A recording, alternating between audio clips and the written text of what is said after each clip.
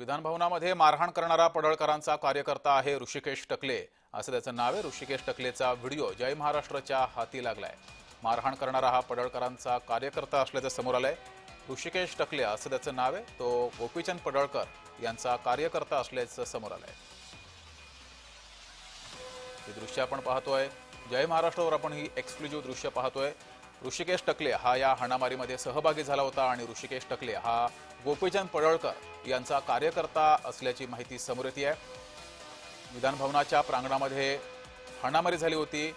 पडळकर गट आणि आव्हाडांचा गट कार्यकर्त्यांमध्ये ही हाणामारी झाली होती। यातील ऋषिकेश हा सुद्धा यामध्ये सहभागी झाला होता। ऋषिकेश टकले हा गोपीचंद पडळकर यांचा कार्यकर्ता असल्याची आता ही माहिती समोर येते आहे। जय महाराष्ट्रच्या हाती हा व्हिडिओ लागलेला आहे। ऋषिकेश टकले हा गोपीचंद पडळकर यांचा कार्यकर्ता असल्याचं समोर आलंय।